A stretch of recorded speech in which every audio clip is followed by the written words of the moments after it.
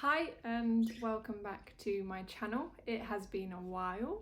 I started to do some vlogs during my pregnancy to try and just see how it was going, but it became a little bit too much for me.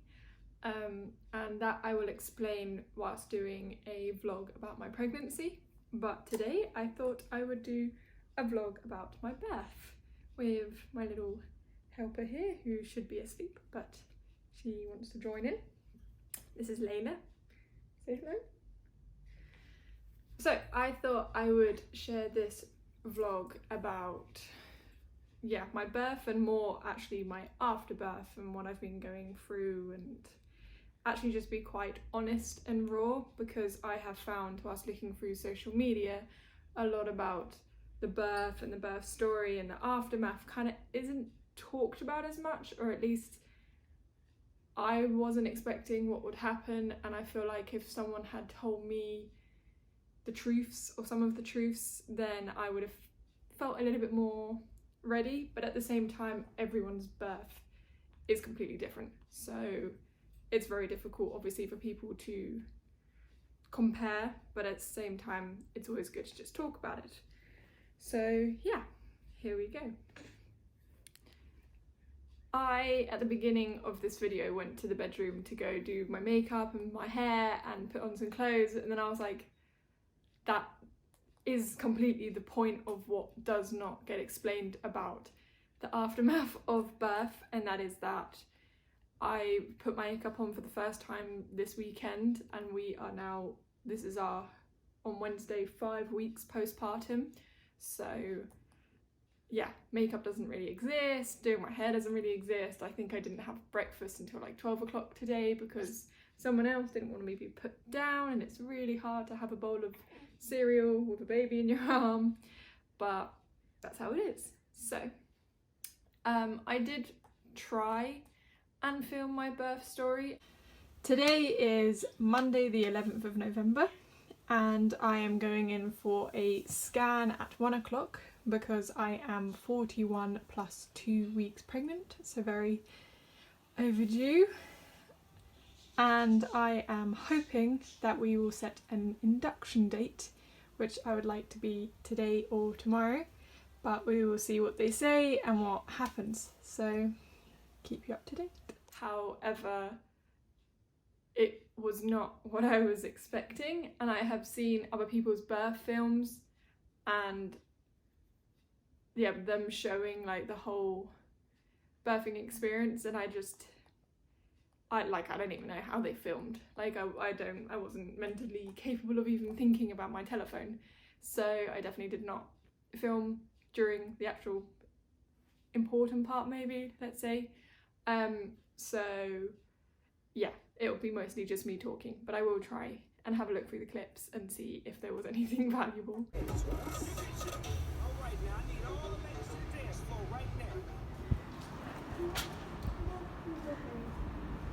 So for me, I found my pregnancy quite difficult in terms of I was just very, very ready to not be pregnant, which will come in a different vlog, I promise.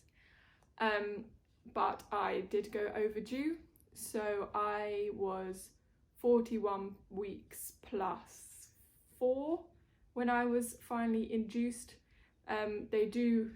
They let you wait till 41 plus 6 here in Sweden to be induced, but by the time I was getting close, I was just like, I just need to be induced now, please.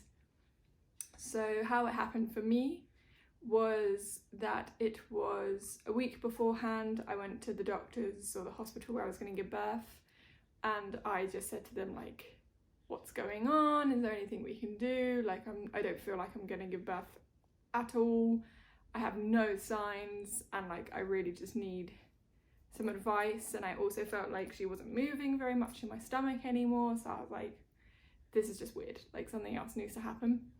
So they did a thing called a sweeping, which is where they this is a lot of information, so if you're squeamish, I'm sorry, literally go inside you and like sweep with their hand, or fingers obviously, your cervix, and that is supposed to like promote your body to start contractions and get you open and that kind of thing.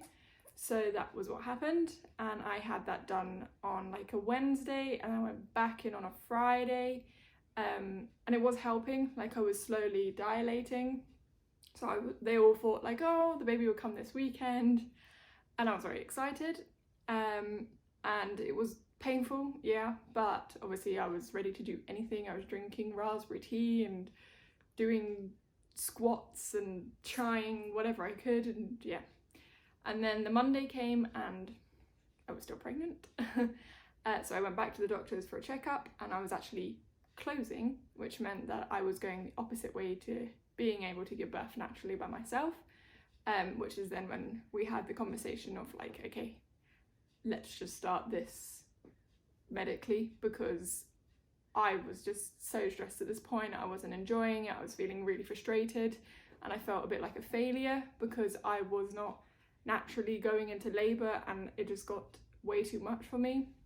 So that was the agreement. And on the Tuesday morning, so this was Tuesday the 12th of November, we called at 8 o'clock in the morning to come into the hospital to make an appointment to start my induction. So they said to me I could come in at 2 o'clock. So 2 o'clock on the Tuesday, in I went, and with me was Addy, my husband, and my mum, because I had decided I wanted my mum to be there for me, and also to just tag team my needs with Addy, because I'm one of those people, when I'm sick, I want to be held and looked after, and I felt like you never know what's going to happen, so yeah, I wanted my mum there.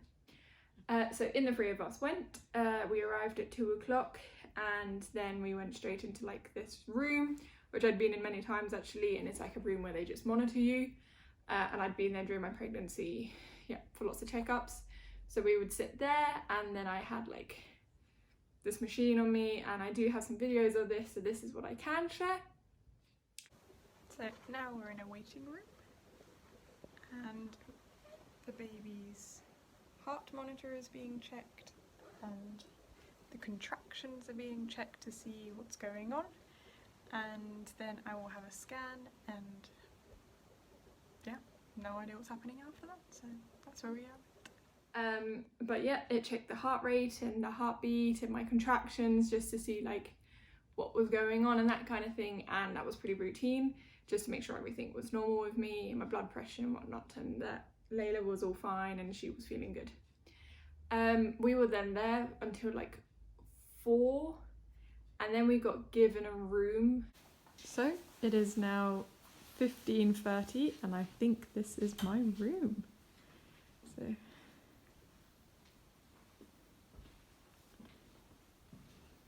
So we're just getting acquainted, moving in. Addy's investigating the bathroom. Very exciting. We then finally were in a room, like a room where we would then stay until I was ready to go and deliver the baby. And then we went and had some dinner, and then we had a doctor then come and check me. So we now are at 6:15, and I've had the doctor's check, and I've just had some food as well. And unfortunately I am less ready than I was last week. Last week I was 2 centimeters dilated, and now I'm like just about a centimeter, which means that I have to go through a lot more steps for my induction. So that's really fun. So we're starting with 2 tablets every 2 hours, or 1 tablet every 2 hours, and that should, like, I don't know, soften my cervix, open it, get things going. So yeah, it's going to take a while. So it's a maximum of 16 hours of taking tablets every 2 hours throughout the night, and then we take it from there. So the doctor estimated that she thinks I will probably give birth tomorrow evening, night. So that's, yeah, 24 hours away. So I'm feeling a bit frustrated, I guess, at my body. Like, why am I not ready? Like, why is my body not doing what it's supposed to do, but I'm well aware obviously that it's not my fault. It's more just the way things are.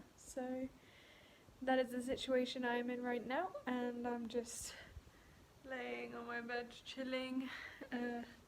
Addie has gone to take my mum home now because obviously there's no point both of them staying here for the night and being awake every 2 hours to take the tablets and to check the baby's heart rate. And yeah, everyone will come back tomorrow morning. Yeah, so we're gonna go watch some Netflix or something, or somehow occupy myself and see what happens. Yeah. Croissants. Chocolate Snickers. Flapjack. Flapjack and chocolate. 3 more flapjack. That's it. Snacks! So it is now 10 to 11 at night, and I am 2 tablets in, and I am feeling the contractions, so that is exciting. Turns out I did not know what a contraction was, now I do. And yeah, so I just have to wait now until my next checkup, which is roughly maybe like an hour and a half. So we shall see what happens. It is now 4:45 in the morning. I have been awake all night with contractions. I am now on the gas because I'm in that much pain, so that's exciting. So my mum is on her way back, and it looks like time is coming, and I gotta go. Bye.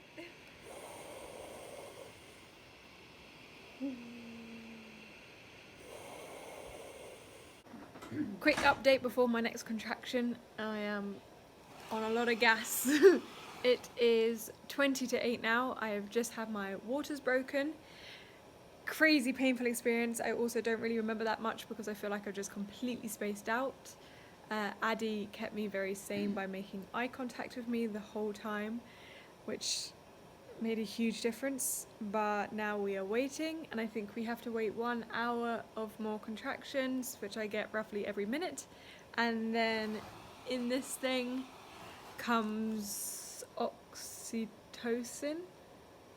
I think it's oxytocin. Oxytocin. And yeah, and then hopefully that will mean I'm gonna start pushing. And now I've got to go again. Bye, Kay. Thanks. Bye. So the next process was then when I got the oxytocin. So that was like, I had a needle in my arm, and then it was like a liquid that went into my arm. And I think that, from what I understood, was to like ramp up the contractions, because obviously I was having them, but they weren't strong enough to dilate me. So at this point I was only like 1.5 centimeters dilated, and you officiate, so it's like when your cervix reduces, I think it's your cervix, and that was like still, there was still some there, so I had a long way to go. Yeah, so the oxytocin is to help you start dilating and everything and get the contractions going. So I took that, and I was already on like my 3rd level of gas, because there's only 3 levels of gas, and I was in a lot of pain, and that went on until like, my time conception isn't very good because I wasn't really aware of the time, but maybe, I don't know, lunchtime, let's say 12 o'clock, at which point the doctor then came in to break my water because I wasn't actually breaking, and that was painful. I think I passed out at that point. I have very little memory of it. I just remember like all of a sudden opening my eyes because I was breathing in so much gas that I was like completely dizzy, and just looking at Addie, and he was just like, you need to breathe, and I was just staring at him like fixated into his eyes, just being like breathing is so important. Breathe. Learn to breathe. Learn to breathe before you give birth. Yeah.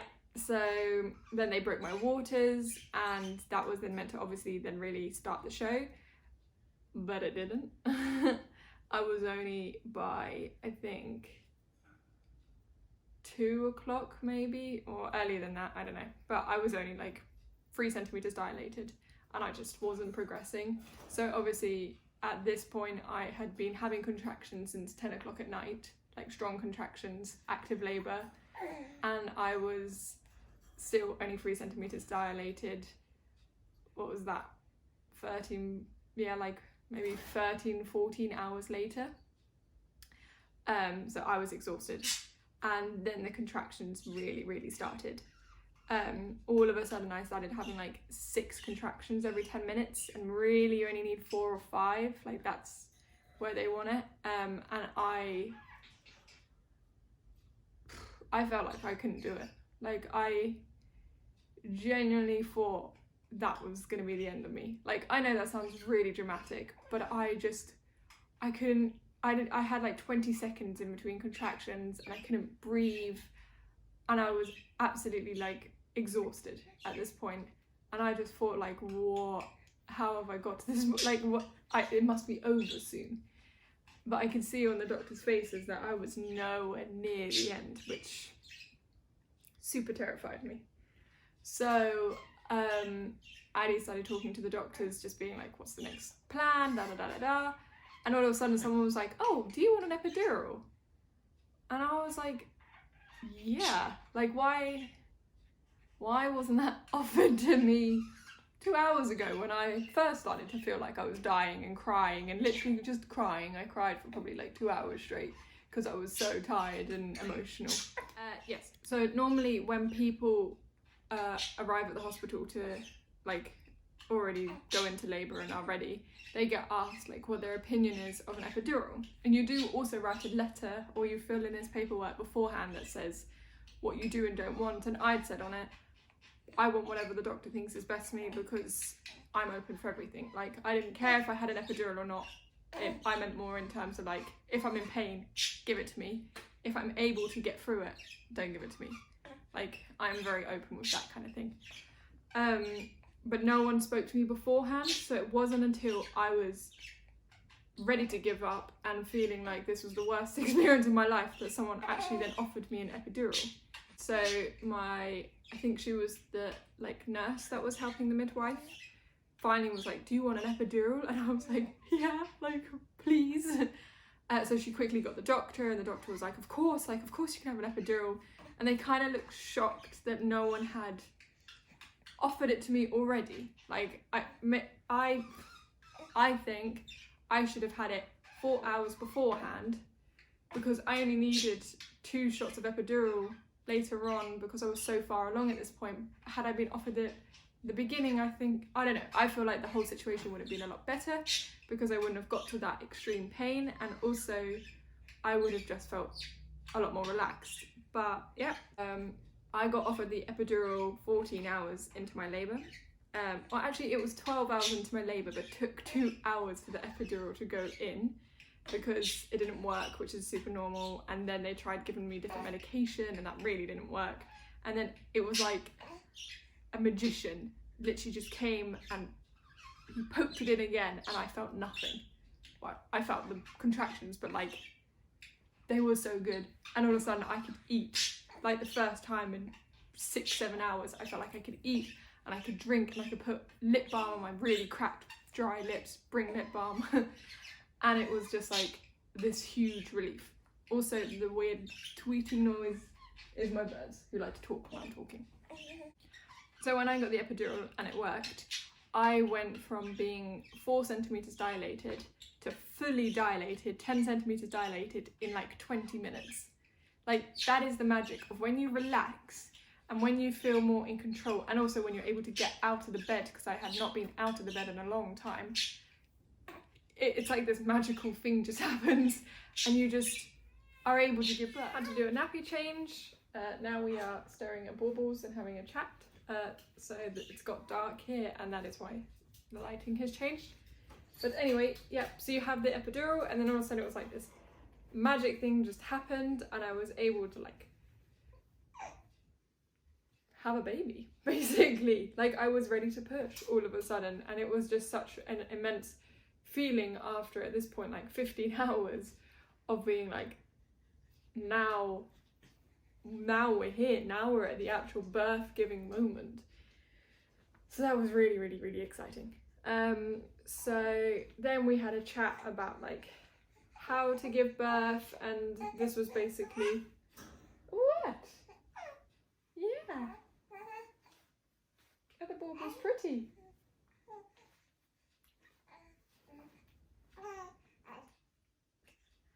And we were able to have like a chat about what I wanted to do, like how I wanted to sit or stand or whatever. But obviously you actually change positions whilst pushing if it takes a long time. And that's what I did. I ended up changing like 4 or 5 times, I think. So I did one where like I sat on this wooden stool with Addie behind me, but the stool only had like a back bit and you arched like your bum like this so that you could push basically.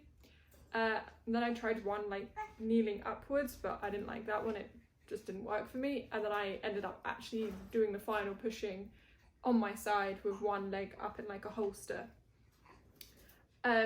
However, my pushing situation ended up taking a lot longer than I expected. I think I pushed for an hour and a half.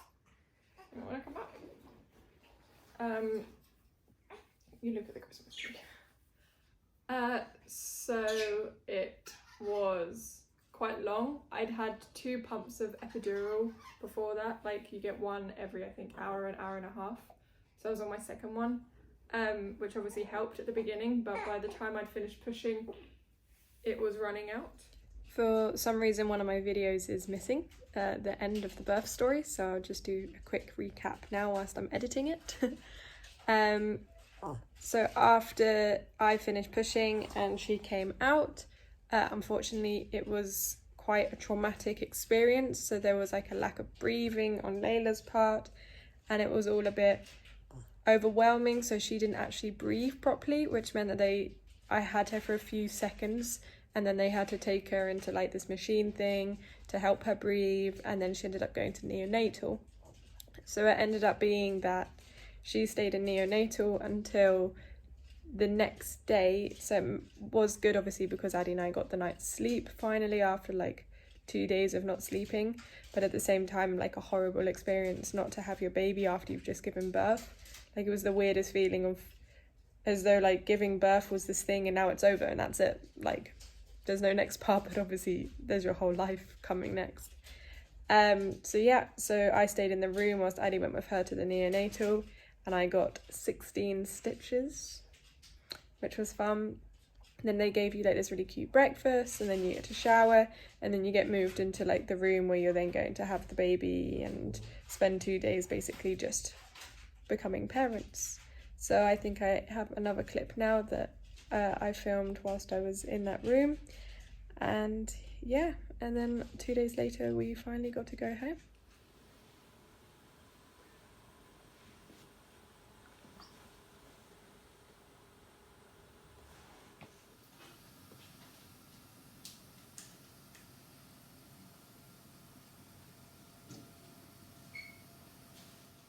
Tonight was our first night together, so we're now feeding away. It is 5:30 in the morning. She is actually sleeping 4 hours, so that's not too bad.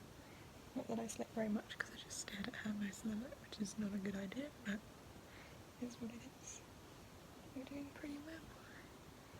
Yeah, pretty happy. I am hoping that you guys found this helpful, my birth story.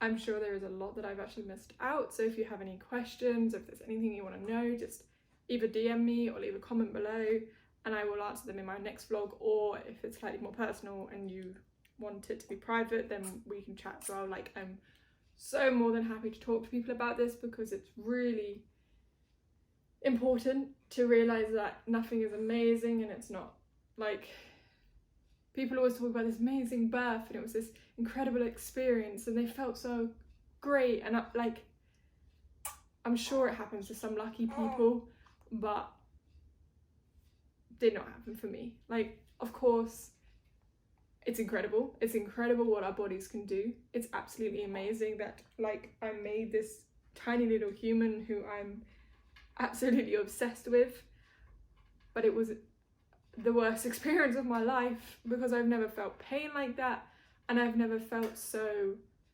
scared and worried and not knowing what was going on because everything was taking so long. And maybe that was my fault for not researching enough beforehand, or maybe I just didn't have enough information, but I just felt so confused as to why my body couldn't do what everyone else seemed to be doing, and that was going into birth naturally. And this is like a lot of emotional things that I think a lot of women go through, where you just, everyone says, oh, we're built to do this, like it's the one thing that we're meant to do in this world, but actually like it's not such a straight line. Like we really are the worst animal when it comes to giving birth. Like a friend of mine always says this, like, why is it so hard for humans to give birth?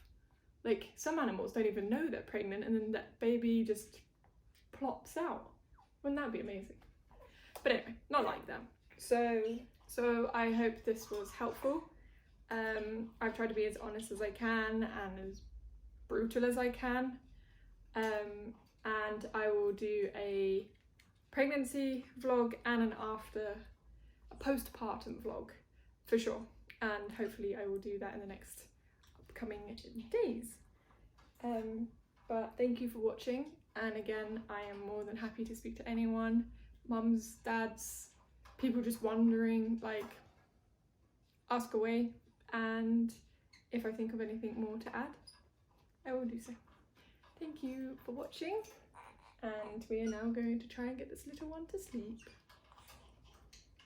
Bye. There is one more thing that I definitely would like to add that I think is like really important for two people to know, is that for my mum and for Addy, I could not have done it without them. Like, Addy was absolutely incredible, even though he always says, oh, I didn't do anything. The fact that he kept reminding me to breathe and how to breathe, and breathing with me and holding my hand and allowing me to nearly break his wrists when I was pushing, means the world. And to have my mum as a support, especially the before and after, of just helping me at home, like feeding me, keeping things tidy, and just like making me feel like loved and safe. I literally could not be more thankful, more grateful, and more lucky to have two such amazing people who really supported me and like made the world of a difference. Like, I genuinely could not love them two more if I tried. Yeah.